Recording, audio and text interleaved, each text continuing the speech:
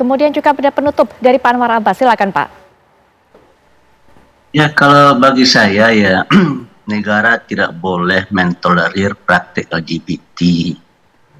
Oleh karena itu, karena LGBT itu adalah penyimpang dari kodrat. Oleh karena itu, tugas kita bersama lah, tidak hanya tugas masyarakat dan keluarga, tapi juga tugas pemerintah membimbing mereka, mengarahkan mereka supaya kembali kepada kodratnya agar mereka bisa hidup aman, tentram, damai, dan bahagia. Oleh karena itu, bagi saya negara tidak boleh berlepas tangan.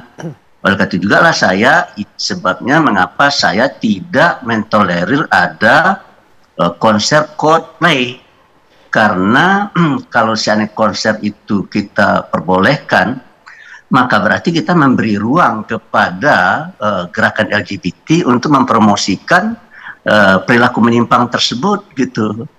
Oleh karena itu bagi saya ya terus terang saja, jika pemerintah mentolerir konser Coldplay, maka berarti pemerintah memberi ruang kepada LGBT untuk tumbuh dan berkembang di negeri yang berfalsafahkan Pancasila dan berhukum dasar dengan Undang-Undang 45, di mana pasal 329 ayat 1 3 menyatakan negara berdasar atas ketuhanan yang Maha Esa. Oleh karena itu tidak boleh ada konser-konser ya di negeri ini yang bertentangan dengan nilai-nilai dari ajaran agama, apakah itu agama Islam, Kristen, Katolik, Hindu, Buddha, dan Konghucu. Padahal kan masih banyak konser-konser lain ya, musik-musik lain yang bisa kita terima. Kenapa tidak yang sesuai dengan falsafah bangsa kita saja yang kita undang begitu? Itu bagi saya sebuah pertanyaan besar.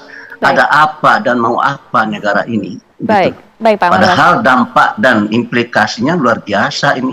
Saya sudah berkonsultasi dengan psikolog ya. Kira-kira apa dampak kalau seandainya Coldplay ini diselenggarakan?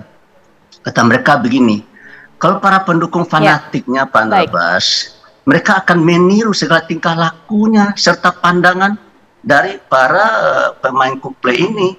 Kalau mereka pendukung LGBT, mereka akan menjadi pendukung LGBT gitu.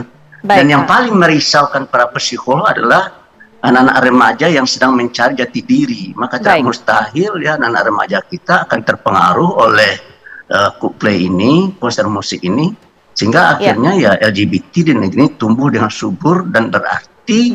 Kalau itu terjadi ya, maka negeri ini menurut saya akan menjadi negeri yang masyarakatnya tidak lagi berakhlak dan bermoral ya. Karena menurut saya penyimpangan dari kodrat itu adalah tidak sesuai dengan nilai Pancasila dan konstitusi kita. Terima kasih. Baik Pak Anwar. Singkat saja mungkin Mas Heri terakhir. Ya, mungkin dorongannya begini, pemerintah punya sikap tegas ya, ekstrem kiri atau kanan, tapi tidak selalu di tengah saja. Agar ini jelas sebenarnya posisi pemerintah terkait dengan hal ini apa, menolakkah atau menyatakan pendapat yang lain kah, sehingga ini tidak menjadi diskursus dari publik yang tidak menemui ujung kan, gitu kan. Dan ada konsekuensi logis dan yuridis jika misalnya LGBT ini diatur dalam hukum positif kita.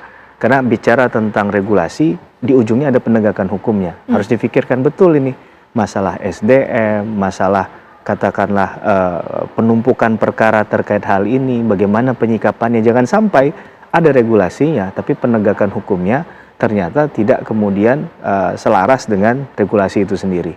Jangan-jangan itu hanya tertulis ada, tapi kemudian pada pelaksanaannya tidak dirasakan oleh masyarakat. Ini juga satu dilematisasi dalam penegakan hukum menurut saya. Jadi perlu dihitung kembali dan kemudian perlu pernyataan sikap yang tegas dan jelas, yang clear dari pemerintah terkait hal ini. Baik, Mas Heri terima kasih, Pak Yai juga terima kasih, Pak Anwar Abbas juga terima kasih sudah berkenan untuk bisa berbincang-bincang mendiskusikan masalah hari ini di Apa Kabar Indonesia Malam.